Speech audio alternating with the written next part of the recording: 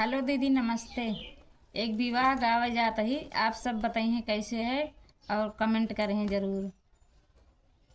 आमिवा की डरिया पे बैठी को अमवा की डरिया पे बोलेला कोयलिया यार पतिवा पे बोलेला सुगाना रे लाला ने वायर पतिवा पे बोलेला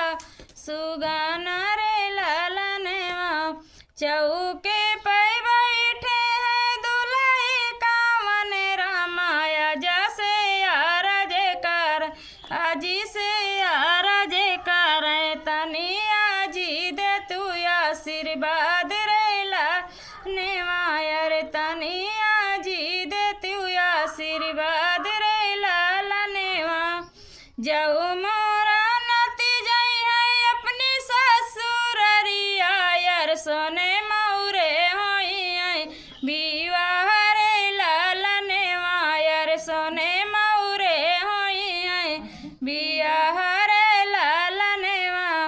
अमेवा की डरिया पे बोलेला कोयलिया यार पतेवा पे बोले सुगाना रे लाला ने यार पतिवा पे बोले सुगाना रे लाला नेवा चौके पे बैठे हैं रसिया दूल्हे रामा दादा से यार जेकार दादी से यार जेकार तनी दादी दे तू आशीर्वाद रे लाला नेवा यार तनी दादी दे तू आशीर्वाद रे लाला नेवा जाऊ मोरा बेटा गई है अपनी ससुररिया यार सोने मौरे होई बियाह रे लाला नेवा यार सोने मौरे होई विवाह रे लाला नेवा अमेवा की डरिया पे बैठे कोयलिया यार पतवा पे बोले सुगाना रे लाला नेवा यार पतिवा पे बोले सुगाना रे लाला नेवा चौके पे बैठे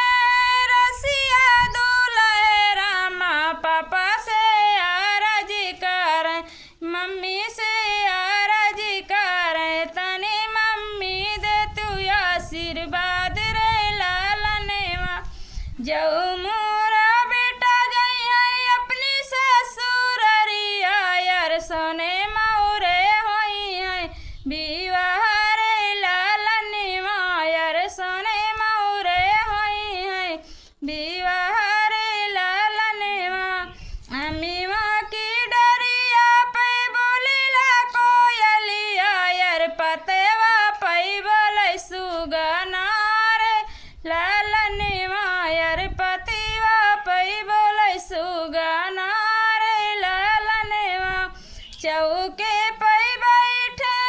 रसिया दूल्हे रामा फूफा से यार जी कर बुआ से यार जी कर